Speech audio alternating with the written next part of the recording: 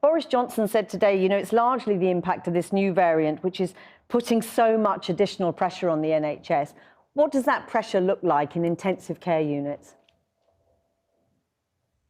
Good evening.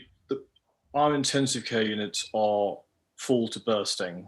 All units in the country are over 100% occupancy. Many units are looking at 200 to 300% occupancy, but with the same staff. We have many volunteers coming in to help our ICU nursing staff, but frankly, our ICU nursing staff are breaking, and that's where we stand right now. So this is, of course, also understand that we're at the beginning of a long haul as opposed to towards the end of this. So this emerging evidence that this may be a more deadly strain is really alarming for you and your staff, presumably. It is alarming. I think I'm happy to say that the evidence is only emerging because don't forget there are 16,000 patients on intensive care units in the United Kingdom. There are 44% of our beds are hospital beds have COVID patients. We are trying to keep that mortality down. So we don't know how we don't actually know the true extent of how deadly this virus is, because obviously we are trying to prevent those deaths. Yeah, but yes, it's extremely alarming. Professor Reicher, what impact do you think the news today will or should have on making people stick to the rules? Well, for me, the issue isn't so much with people sticking to the rules. In many ways, when you look at the data, people are sticking to the rules. Data that came out last week, for instance, showed that levels of compliance in most areas were higher than ever before. What worries me more is not that people are flexing the rules, but that the rules are too flexible. So, as we've just heard, we have more hospitalizations, we have more people in ICU, we have more people dying than in the first wave.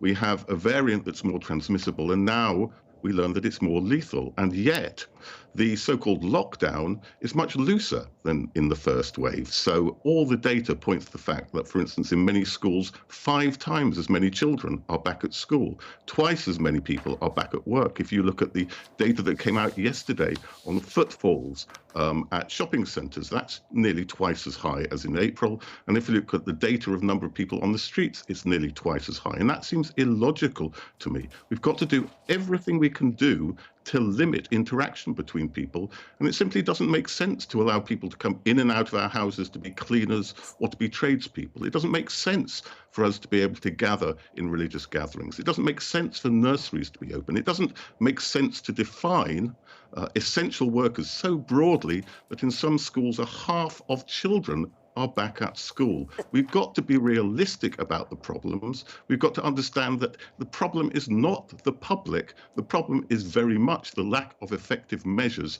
to deal with this pandemic. So if the public are doing the right thing, what message should Boris Johnson have come out with today about tougher measures? Well, I think we've got to think what is essential to keep our society going. And of course, that needs to stay open. But we've got to minimise, both at a government level, at an individual level. The government must look at all the ways in which we're allowed to interact and ask which of those are strictly necessary. And we as individuals have got to think, do we really need to go to the shops that many times? Do we really need to be out as much? Some things will be essential, but the more we interact, the more we transmit the virus, and the more, sadly, people get infected, get hospitalised and die.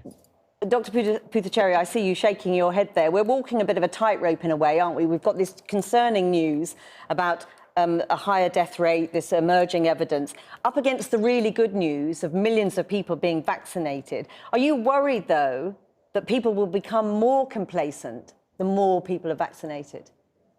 So I think this is the real worry right now, that we've entered people are normalized to this. They are increasingly tone deaf to the numbers of deaths. We hear huge numbers, and people are normalizing where we are. Staff are normalizing where we are, to great disaster for us. None of us see the vaccine as good news in terms of this winter. None of us see this as good news for the spring. All we see is the signaling of the vaccine making people more and more complacent. And that is a real worry for us. Professor Reicher, how do you counteract that complacency?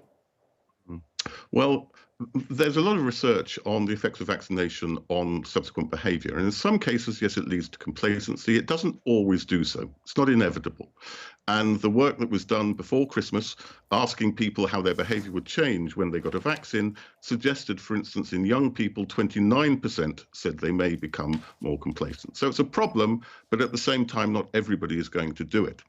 The critical thing is clear messaging. We've got to make it absolutely apparent to people that vaccination isn't the end of the story. Once you're vaccinated, first of all, immunity doesn't come immediately. Secondly, a proportion of people will not become immune. And thirdly, we might still be able to transmit. So you need a very clear message which says, even if you're vaccinated, act as if you still could infect others. Act as you were before. And I think that public information messaging isn't happening.